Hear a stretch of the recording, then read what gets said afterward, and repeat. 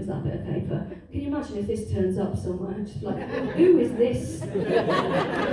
Tits, pedos, we need to get them arrested immediately. There we go. And do you know what? So I felt a massive sense of relief when he said it was non-offending paedophiles, because I didn't know there was different types of paedophiles. In my head, there's one type of paedophile, 70s pedo. Do you know what I mean? He's got a van, he's got long nails, he works for the BBC. That's the only But he explained to me, right? He explained to me that non-offending paedophiles, and in fact, I've looked into this research since, most child abuse is not carried out by paedophiles, which sounds fucking mad, doesn't it? But there's a difference, because when we say paedophile, what we mean is child molester, and they're not the same thing. So a paedophile can become a child molester, but not every paedophile is a child molester, right? And in fact, most child molesters aren't paedophiles. They are opportunistic abusers. They're the same people who abuse everyone. They happen to be doing it on kids. Fucking blew my mind. And I was actually massively relieved as well. I was like, thank fuck I'm not trying to write a comedy show where I'm defending child molesters. Like, I don't want to do it because of my history with young people. Also, I don't think my career could withstand it. I'm not Prince Andrew, right? So, as the sweat under my tits will attest right now.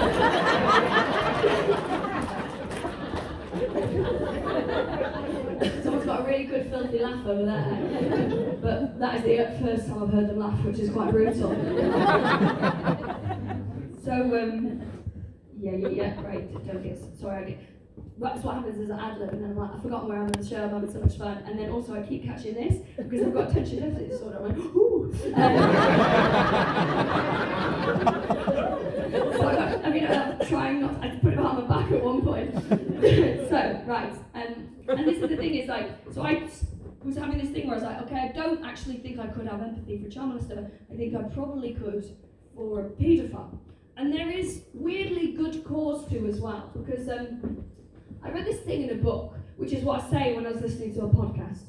And there was this scientific study where they got a group of men, all sort of ages, and they showed them, they're heterosexual men, and they showed them a naked image of an adult woman, and they showed them a naked image of a child.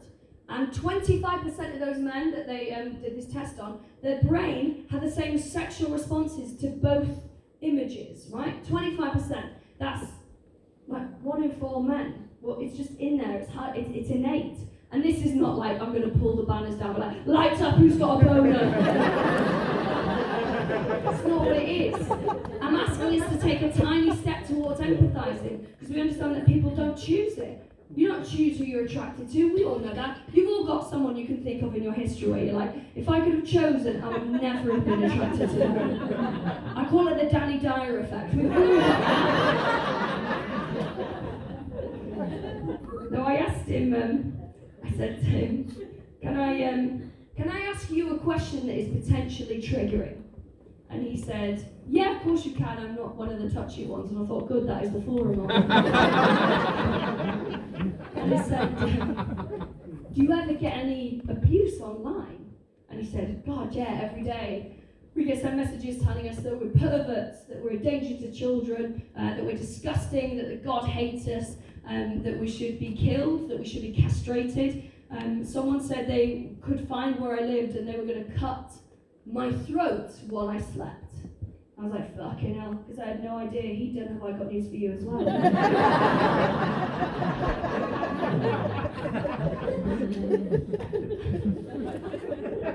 Just realised I missed out a joke at the beginning that sort of relates to that, but it's fine, I'm sure it's okay with that one. And it's a really big moment, because I was like, why do you fucking do this then? And he said, because there's nothing else. There's nothing else to support these. There's about 1,000 people who use that forum. He said, there's nothing out there. And he said, it's been proven that paedophiles who don't offend and then do and become child molesters, they do so after an extended period where they are disenfranchised and isolated. It's an act of desperation if they change from paedophile into a child molester, if they weren't in the first place. He said, so I've worked out that if this forum is here, we can keep children safer because they have a support network and they have people to talk about with it. And he was like, that's why I'm doing it, because if it wasn't here, our children wouldn't be as safe. I was like, fucking hell. He said, yeah, abuse is a very small price to pay if you know the children will be safer. It's that thing of like, like not all heroes wear capes, isn't it? Some of them have a hook. And I realised that because there's a phrase that non-offending paedophiles use as a rationale for not offending. They say, well, I love children, so the reason why they don't offend is so I love children, I'd never want to hurt them. They understand that engaging with a child romantically or sexually would hurt the child, and they don't want them to have that feeling. I love a child, I'd never want to hurt them. And that's why I think that someone is a paedophile if they say that. Because I love children, but I've met fucking loads I'd hurt. You lot as well. There's 3 that you can think of off the top of your head, and one's a blood relative. We all know that. Yeah, I love a child, I never want to hurt one. And that's what made me realise that is the difference, innit, between a child molester and a paedophile. If a paedophile turns into a child molester, it's because they ignore empathy. So non-offending paedophiles have empathy, and that is what keeps children safer. And it was such a mind-blowing thing, and I was like, right, I mean, fucking hell, okay. You just having this massive moment where I'm like, I'm being taught empathy here by someone who's showing it. I'm learning about empathy from someone I never expected to learn empathy from. A Ricky Gervais fan. Such a big moment.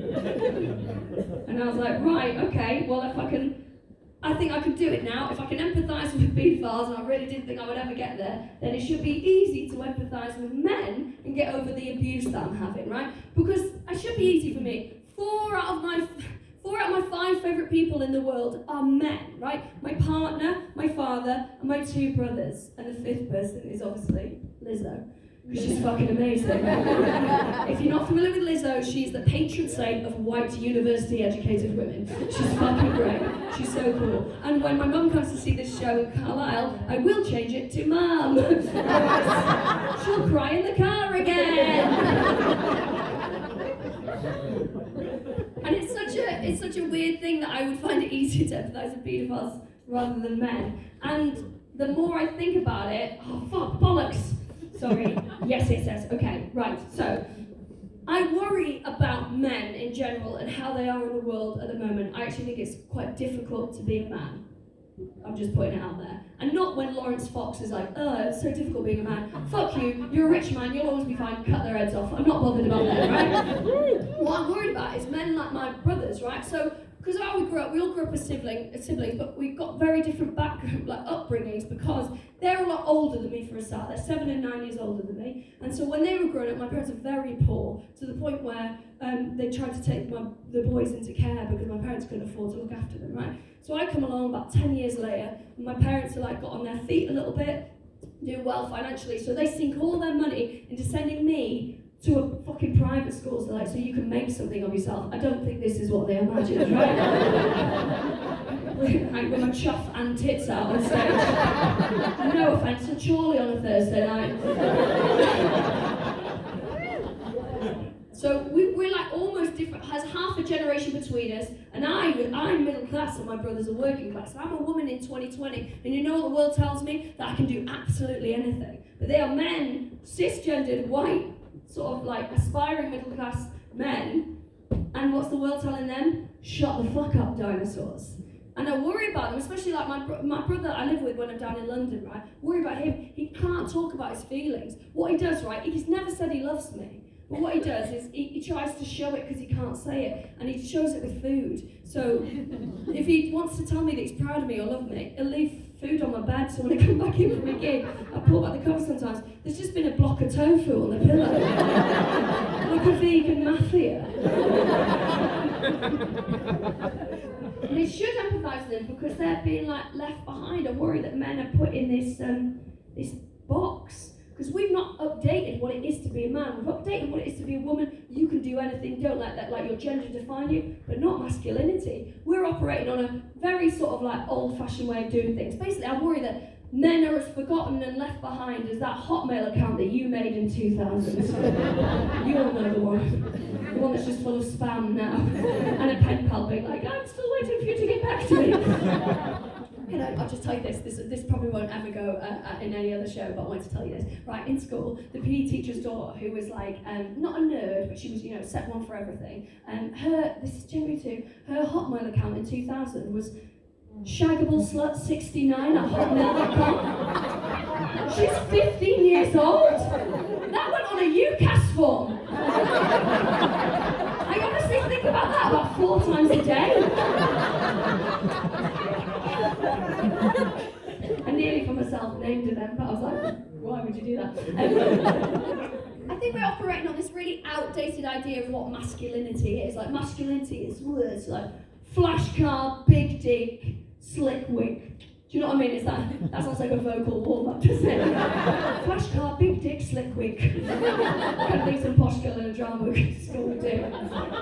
But I just think it's hard, isn't it? There's no, where's the role models for men? There's no male Lizzo. I've thought about it, positive role models. I think all men have got is David Attenborough and Howard from the Halifax advert. Those are the only reliable men that I can think of. And I just worry about it because I think that we're sticking people in a blue box or a pink box and going, that's what it is to be in a blue box. You got to like PS4s. I don't know anything about them. That's what it is to be in a pink box. I know fucking loads about that shit. That's another show, right? And we're sticking these boxes, it's really unhelpful. And I thought we were moving past it, but we're not, because you know what's been popping up on my Facebook feed recently? Gender reveal videos.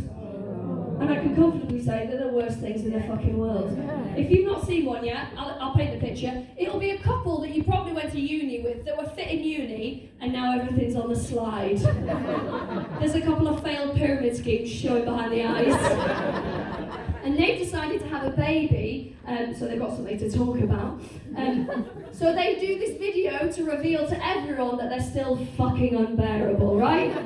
Oh my god, they're so twee as well. So they get like a balloon and they'll pop it and blue confetti will fall out to let you know that it's a baby boy, or they'll pop a balloon and pink confetti will fall out to let you know the baby will be paid less. It's that kind of thing, right? Oh, it's absolute shit. And I'm up for reveal videos, right? Because I'm 33, which means I have a lot of children forced in my life now that I don't want to care about, that I suddenly have to and donate to financially. When the fuck did that happen, right?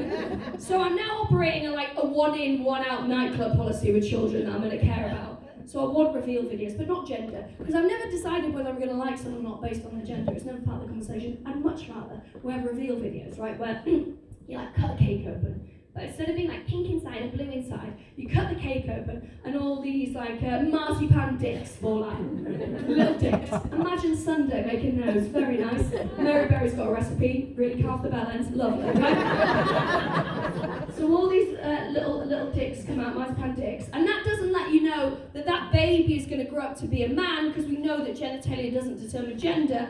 But all those dicks falling out lets you know that that baby is the kind of person who grows up to start sentences with, I think you'll find. And I know that's one less christening I need to go to. If you haven't had a gender reveal video yet, I'll give you a heads up that one's on its way. In the last 18 months, you will have attended what I like to call a jam jar wedding. Now, some of you have cottoned on what this is about already. Here's how you know you're at a jam jar wedding. There's jam jars fucking everywhere! Some have got pebbles in, some have got sand in, some have got drinks in. None of them have any jam in. There'll be bunting hanging up everywhere, which would be very confusing in the current climate because it's not racist, right? The whole thing will reek of hobbycraft and Pinterest. Everything will be written on a chalkboard with chalk, like a Victorian schoolroom but with less polio, that kind of thing. And not no polio, because I go to some rough fucking weddings. And you'll be sat on a hay bale getting sciatica for the day. That's a jam jar wedding. They are dog shit if you're sat in this audience not laughing because you're planning one. Don't do it if you don't want to come. It's like a support group. So, the whole thing is, you spend the day being uncomfortable, and it's because we're all pretending to be something we're not, fine. I think it's from the past, right? So like, for a start, I'm a fat lass that likes the stiletto. Those fuckers always put it in a field, which it means I spend the whole day just stuck in the field, like a golf tee, pissing where I stand, sending other people to get me gin and tonics. Men, you've started doing a very weird thing at weddings, especially jam weddings. You've started wearing bow ties. I don't know when you all CC'd yourself into that email, but it's got to stop, guys. You look like haunted ventriloquist dolls. And your girlfriends are too shy to say because they don't want to affect your self-esteem. Worst case scenario, there'll be a kid in a suit there. Children in formal wear is my worst fucking thing. You better be selling coke, mate, otherwise why are you dressed? I think you'll find. Fuck off. That is so like beat by beat describing someone's wedding that I went to that I know is coming to the tour and that I have to leave the whole routine out. Honestly, she does a lovely job of my eyelashes as well. So.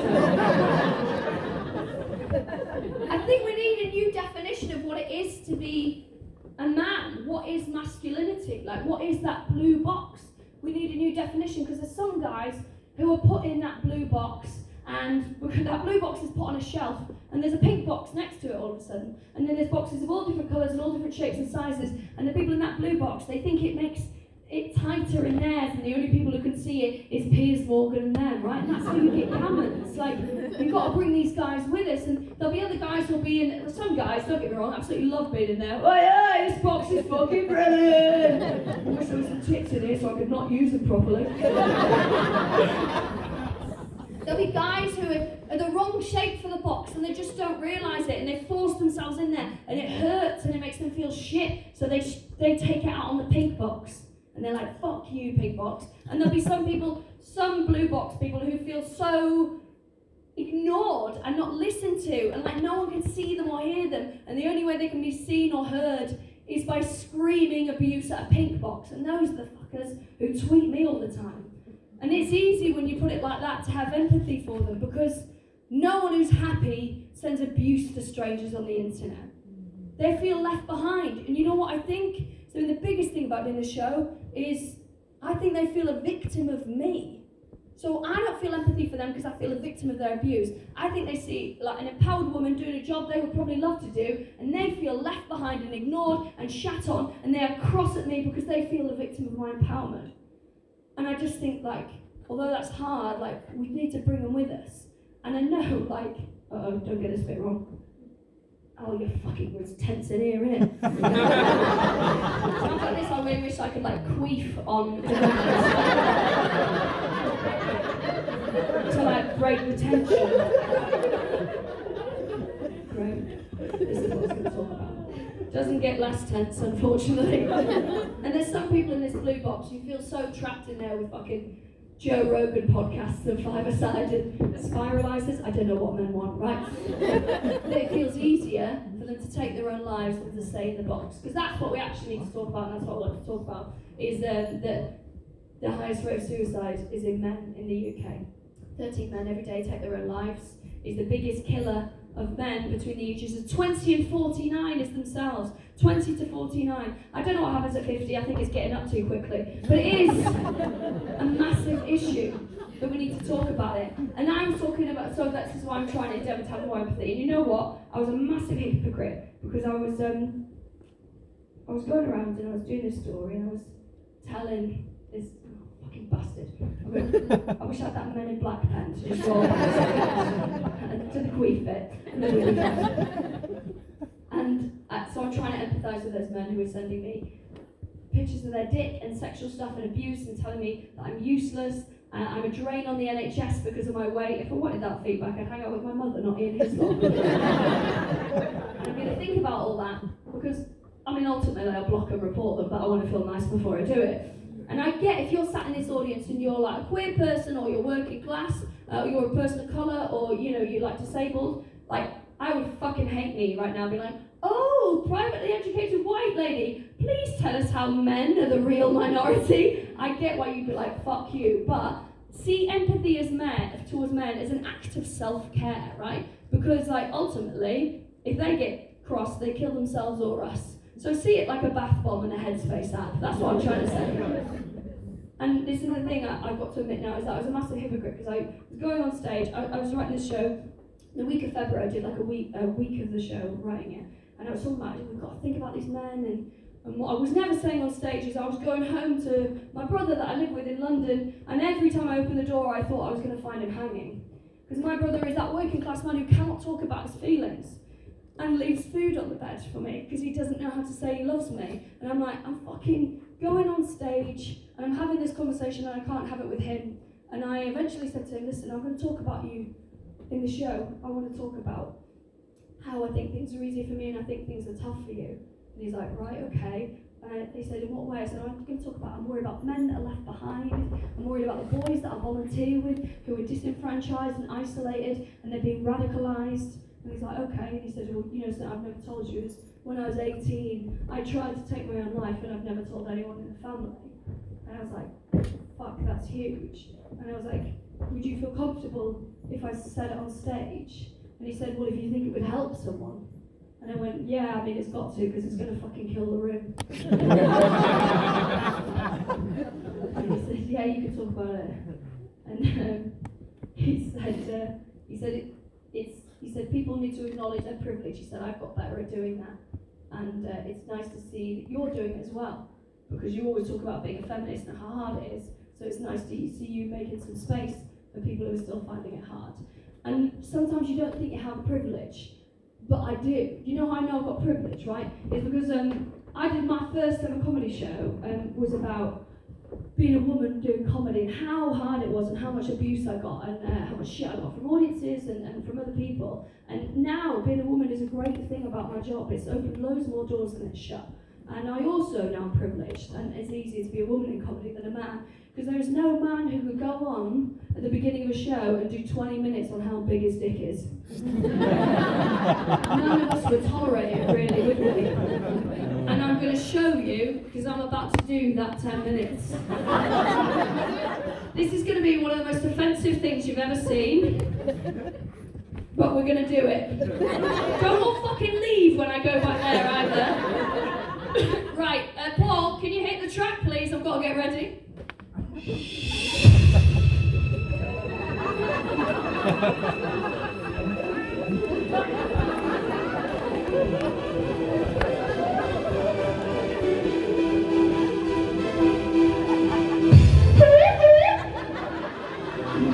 No one's ever joined in with that before. Ladies and gentlemen, because those are the only genders I recognise, are you ready for a comedian? Are you ready for a male comedian? I'm manlier than that. Are you ready for a male comedian? Come on, fucking do it. Please, put your hands together, both stage. Keith Richard McLean.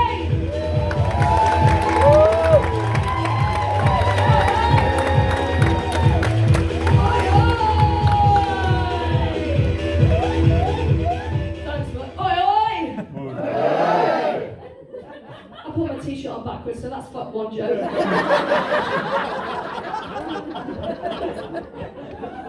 Or inside out. Has it got something written on the back? Yes. Say half man, half horse.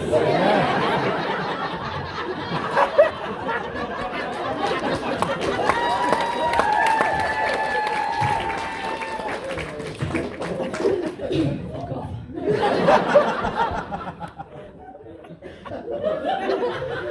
Give us a cheer if you got a massive dick! All women, that's fascinating. Can you nick a draw at home on the right, girls? You know, it's like people treat a big dick like it's an achievement, don't they? And you're like, mate, it's a lump of flesh, not 13 years, no claims bonus. Yes! It's never the people that you want to be into big dicks that are, is it? It's never girls who like Anal, I don't know what men want. I googled it and that's what came up.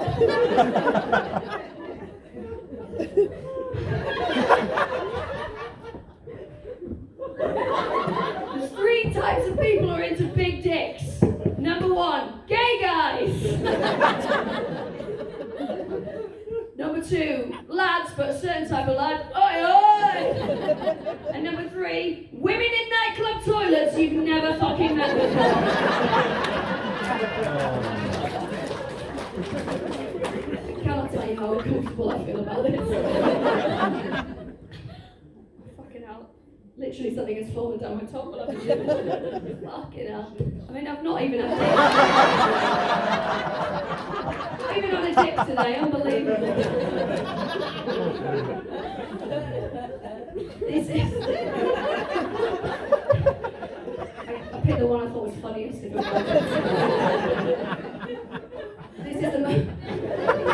like the most sincere bit for me, so I had to undermine it with this because I'm so self-conscious. I get it's difficult to have these conversations, especially about men, because we don't make room for it, and it's difficult to hear it from, like I say, a straight white middle class, privately educated for a bit, and then we run out of money girl, right? But I'm having it, because as long as my brother can't have the conversation with me that he loves me, and has never had the conversation with anyone since this show that he tried to take his own life, I'm going to try and have that conversation for him on stage. And this show is a love letter to all the men that I think have been left behind. And I told him, like I say, I got permission from my brother, and he was like, I think if you say that, it could be really powerful. He's like, you're just going to have like a single spotlight, no gimmicks. I was like, absolutely. I mean, I'm the comedian, so I'll sort of... To quote Lizzo, if I'm going to shine, everybody's going to shine, basically. I've been so scared about doing this, and you've been such a lovely audience. There's 2 little things I wanted to say, 2 bits of admin I should have said at the beginning. I'm collecting menstrual products for the Period Poverty Charity, who are here to collect them. So if you, I tell you what, if you put them all on the stage at the end, if you've got any jam rags or tampons or anything like that, whack them on the stage and we'll pack them all up. Also, there's a little badge, a free badge if you want one at the end. It's got that little heart thing on, and hopefully you can look at it. And I haven't got the answer about how we're going to fix this stuff, right? But maybe we can start by talking. I think we all have a guy in our life that we don't always know how to talk to. Maybe you'll see that little badge and maybe it'll remind you to just give them a text or give them a call. And that's sort of what I want. Also, you should know, when I decided to do this, because I felt so uncomfortable, I decided to do this on February the 13th. I went in the day before Valentine's Day to a session in central London, and I had to pick what I thought was the funniest one from a Tupperware box that was buzzing its way out. So this has to be funny, because I have to explain this to my accountant. I'm claiming this back on tax, for fuck's sake. This is a tax-deductible dick. You have been so nice and so kind. I'm sorry that I've been so nervous and so shonky, but you've been lovely. Thank you very much for having me.